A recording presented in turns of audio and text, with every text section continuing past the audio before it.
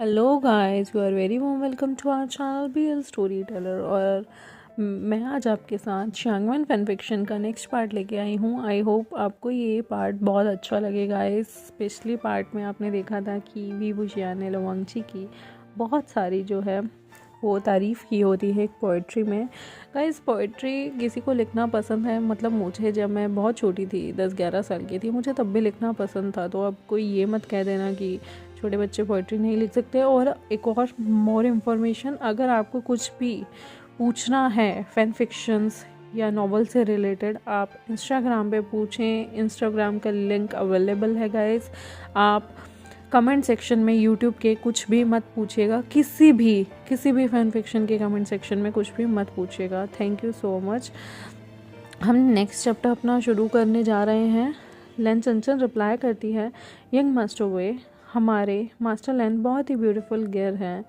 मैंने इतना beautiful gear कभी भी अपनी लाइफ में नहीं देखा। ये बहुत ही ज़्यादा ब्यूटीफुल जेड गुसू लैन सेक्ट के मेंबर हैं।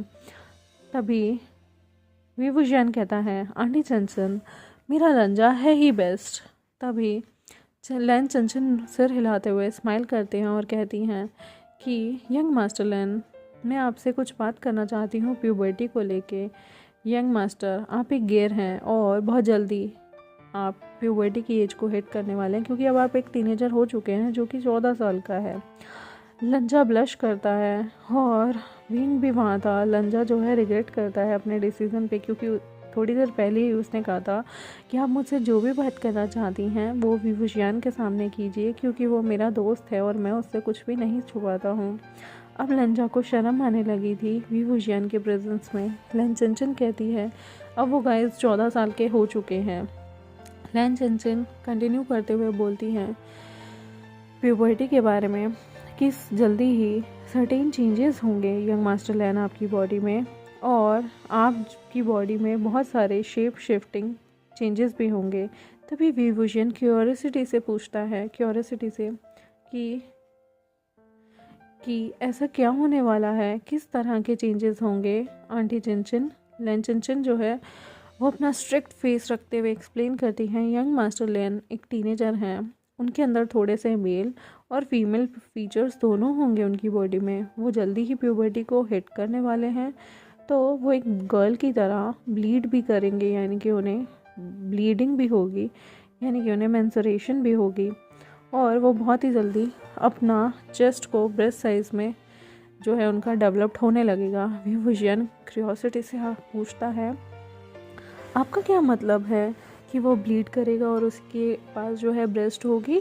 तभी लैन चिंचिन एक्सप्लेन करती है आराम से सारी चीज़ें कि यंग मास्टर लैन की बॉडी जो है वो बहुत सारे फीमेल फीचर्स को अडॉप्ट करेगी, क्योंकि वो एक गेयर भी हैं, और इससे उनकी चेस्ट का साइज़ इंक्रीज़ होगा। लेकिन उनकी चेस्ट का साइज़ फीमेल जैसा नहीं होगा, बट स्लाइटली इंक्रीज़ होगा, और उन्हें पीरियड्स भी आया करेंगे। वो एक गेयर हैं तो उन्हें ज़्यादा दिन नहीं, लेकिन 2 से 3 दिन के पीरियड्स हुआ करेंगे, क्योंकि उनके पास बॉय वल्वा भी है।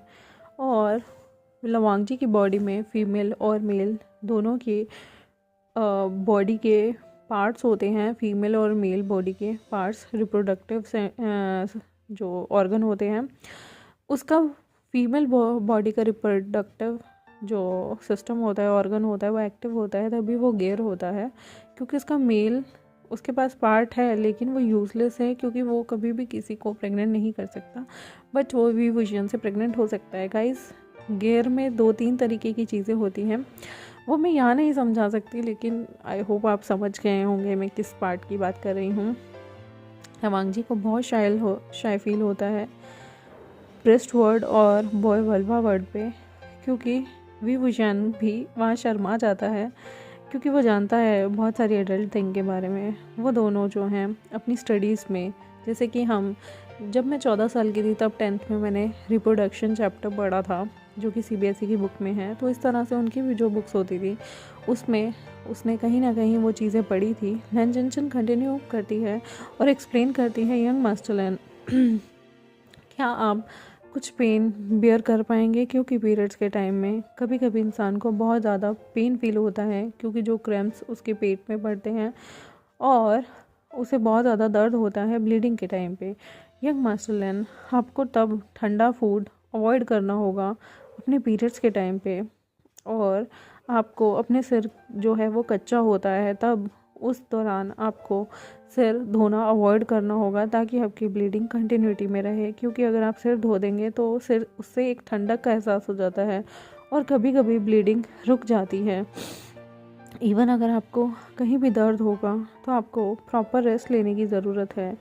रनिंग और मार्शल आर्ट की प्रैक्टिस आपको डेट के टाइम पे नहीं करनी चाहिए, क्योंकि आपकी बॉडी अभी फ्रेजाइल है और पीरियड्स में ये दोनों चीज़ें आपको मना होंगी।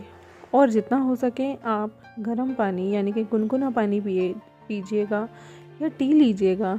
इससे आपकी बॉडी में एक वार्मथ बनी रहेगी और पेन भी जो है वो बियरेबल होगा, आप सह जाएंगे। लवांग जी को शाय फील होता है और वो ओबीडेंटली अपना सिर हिला देता है। वी वुजियान जो है वो रिप्लाई करता है, आंटी चिन डोंट वरी, मैं लंजा की टेक केयर करूँगा पीरियड्स के टाइम पे। लैन चिन सिर हिलाते हुए एक ज़ोर की सांस भरती है और बोलती है, यंग मास्टर वे, आपको ज़्यादा केयरफुल रहना होगा जिन दिनों इन्हें पीरियड्स आएंगे, और प्लीज़ किसी को पता मत लगने देना कि यंग मास्टर लैन को मेंस्ट्रुएशन साइकिल आई है, क्योंकि किसी को भी इनकी साइकिल के बारे में पता चल गया तो वो उन्हें हार्म कर देंगे और हम किसी से भी ये फैक्ट कभी छुपा नहीं पाएंगे कि वो एक गेर हैं। वी वुजियान सिर हिला देता है और कहता है, डोंट वरी आंटी चिन, मैं किसी को नहीं पता लगने दूंगा मेरी ब्यूटीफुल बेस्ट फ्रेंड के बारे में। और लैन चिन जो है उन्हें बताती है पीरियड्स के बारे में और उसके कॉन्सिक्वेंसेस के बारे में। वो कहती है, अगर यंग मास्टर लैन आपको पीरियड्स आए तो आपको अपने साथ जो है 2-3 क्लोथ्स रखने होंगे, जैसे कि हम पैड्स यूज़ करते हैं, ताकि जो 2-3 दिन आपकी ब्लीडिंग होगी उसमें आपको थोड़ा मोटा कपड़ा यूज़ करना होगा अपने अंडर ट्राउज़र पैंट्स के अंडर, और आपको जो है अपने वाइट क्लोथ्स पे ब्लड स्ट्रेन अवॉइड करने होंगे। यंग मास्टर लैन आपको ये 2 से 3 घंटे में चेंज करना होगा, क्योंकि गाइस एंशिएंट टाइम में पैड्स तो नहीं होते थे तो ऑब्वियस ही बात है लोग बहुत कपड़ा यूज़ करते थे। और मैं इन चीज़ों को डिटेल में बता रही हूँ क्योंकि ये नॉर्मल चीज़ें, और मुझे लगता है यहाँ सुनने वाले मोस्टली लोग गर्ल्स हैं, और अगर बॉयज़ भी सुन रहे हैं तो कोई बहुत बड़ी बात नहीं है।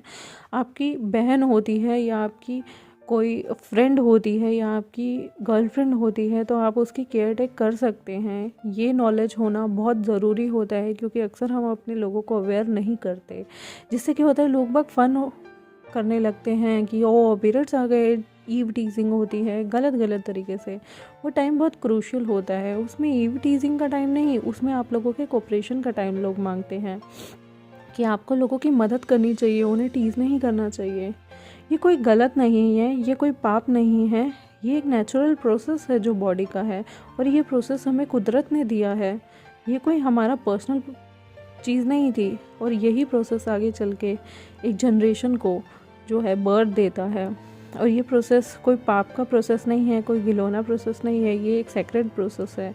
इसी से आगे चल के जनरेशन का जो है शुरुआत होती है। इसी प्रोसेस ने आगे की जनरेशन को बढ़ाया है और हमेशा बढ़ाएगी। चलिए हम शुरू करते हैं दोबारा से चैप्टर की तरफ बढ़ते हुए। लैन चिन जो है उन्हें बहुत सारी चीज़ें समझाती हैं। वी वुजियान लवांग जी जो है वो पीरियड्स के लिए नैपकिन तैयार करना होगा वी वुजियान को लवांग जी के लिए। लवांग जी को शर्म आती है। वी वुजियान बेस्ट फ्रेंड का हाथ अच्छे से पकड़ता है और वो सॉफ्ट वॉइस में कहता है, लंजा तुम्हें हेजिटेट होने की कोई ज़रूरत नहीं, मैं तुम्हें हेल्प करूँगा, तुम एक बहुत स्पेशल पर्सन हो मेरी लाइफ में, तुम्हें शर्माने की ज़रूरत नहीं, बी कंफर्टेबल विद मी, तुम मेरे साथ कंफर्टेबल हो, मैं जानता हूँ पीरियड्स के बारे में, और मैं तुम्हें फ्यूचर में हेल्प करूँगा, क्योंकि फ्यूचर सेक्ट हायर जो है तुम्हें अपने बच्चे के अपने पति के लिए इसी वजह से ही जनरेट करने होंगे। मैंने इस बारे में बहुत सारी बुक्स पढ़ी हैं, तो मैं तुम्हारी टेक केयर अच्छे से कर सकता हूँ माय क्यूटी पाई। और ये सुनते ही जो है हमारे प्यारे लवांग जी को शाय फील होने लगता है जब वो मेंशन करता है अबाउट बर्थ और फ्यूचर हस्बैंड। लवांग जी के ईयर जो है वो लाल होने लगते हैं और उसका फेस जो है वो एकदम से लाल होने लगता है और ऐसा लग रहा था जैसे वहाँ पर किसी ने उसे गर्म कर दिया हो, जैसे बहुत ज़्यादा उसका टेम्परेचर एकदम से बढ़ गया हो।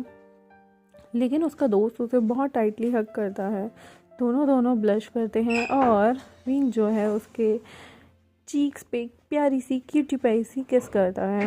विभूषण धीरे से लंजा के कान में कहता है, ओ मेरा लंजा एकदम नवेली क्यूट सी टीनेज गर्ल की तरह ब्लश कर रहा है।